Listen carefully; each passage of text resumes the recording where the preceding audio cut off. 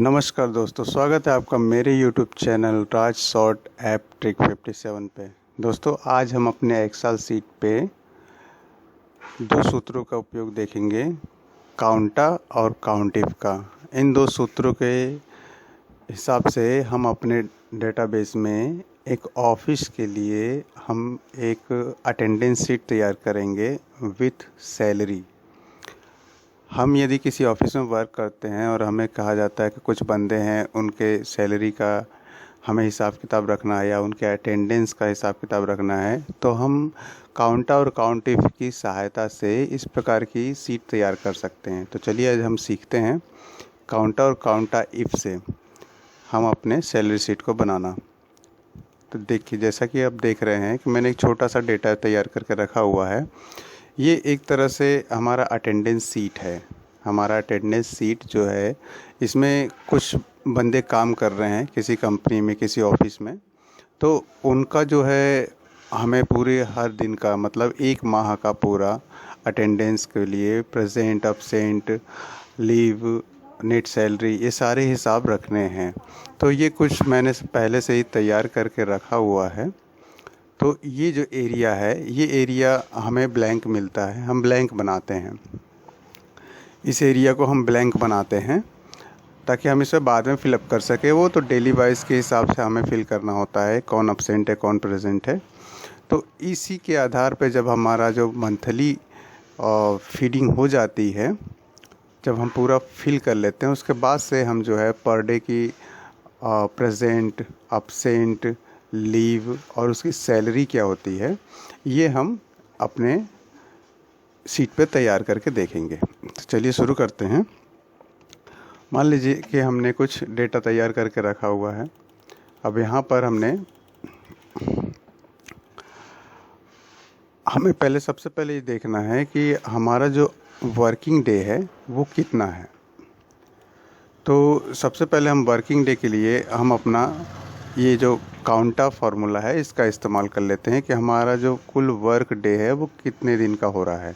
ठीक है, हम पहले ये चेक करते हैं। तो यहाँ पर हम काउंटा फार्मूले का इस्तेमाल करेंगे।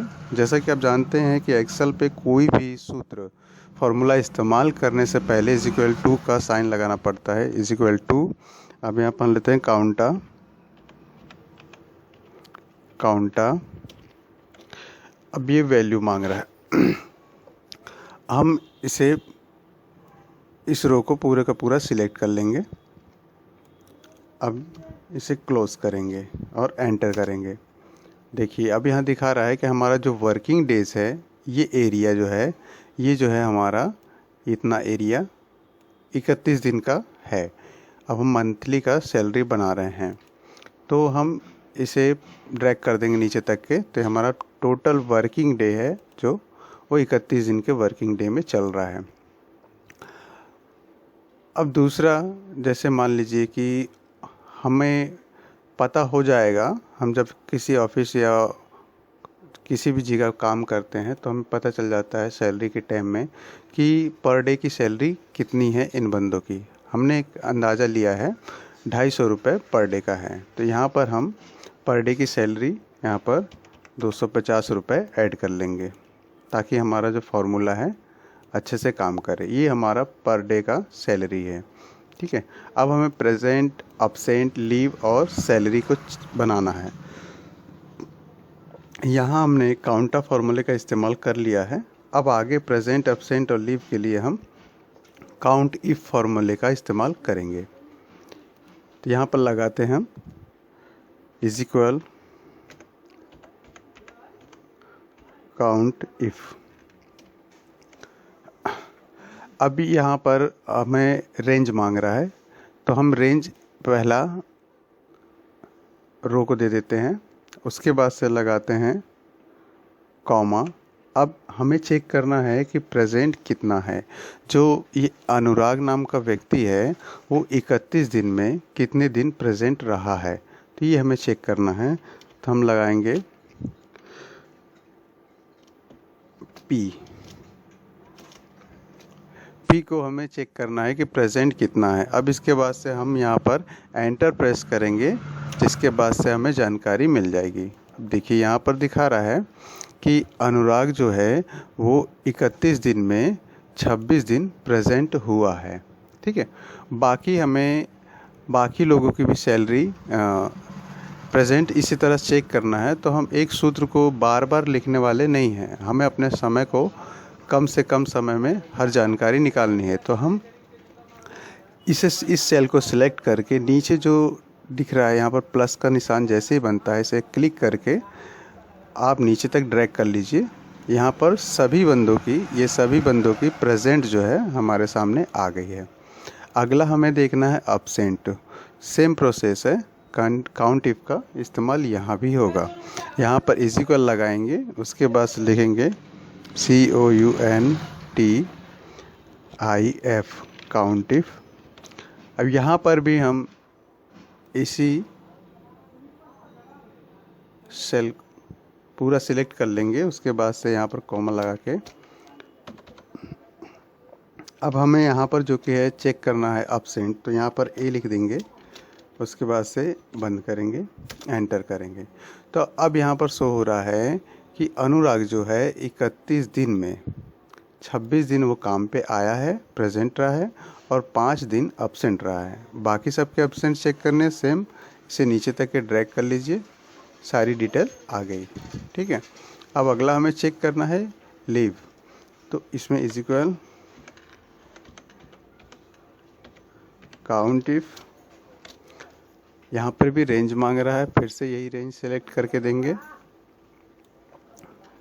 उसके बाद से अब हमें यहाँ पर जो है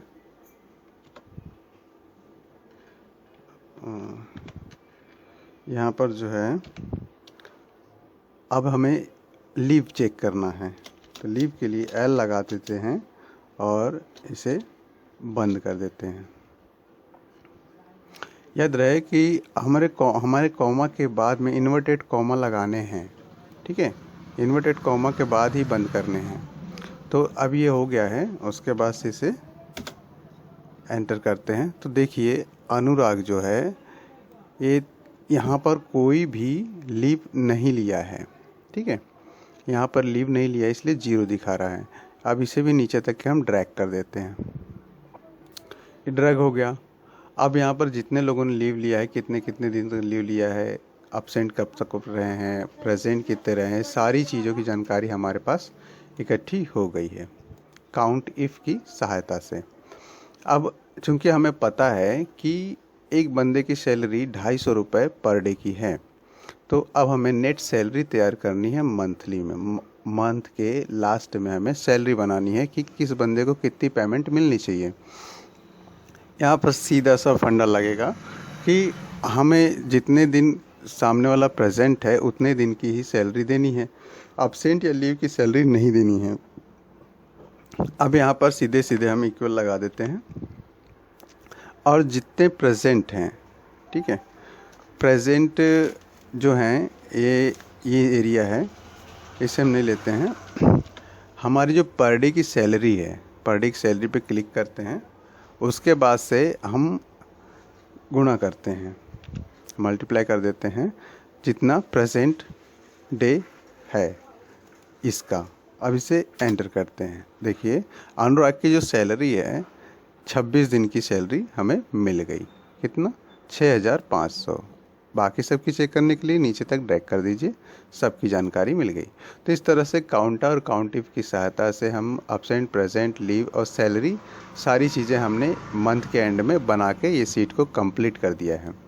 इसमें हम एक सूत्र और लगा सकते हैं, यदि हमें और भी अच्छे तरीके से प्रेजेंट दिखाना है यहाँ पर, तो हम इसे पहले सिलेक्ट कर लेते हैं और हम यदि चाहते हैं कि PAL जो है अलग अलग कलर में दिखे जब भी हम टाइप करें, तो आप कंडीशनल फॉर्मेट में जाइए, न्यू रूल में जाइए। न्यू रूल में जाने के बाद format only cell that content में जाइए। यहाँ पर जा कर के आप टेक्स्ट पे सेलेक्ट कर लीजिए, यहाँ इसी रहने दीजिए, कोई फ़र्क नहीं पड़ता।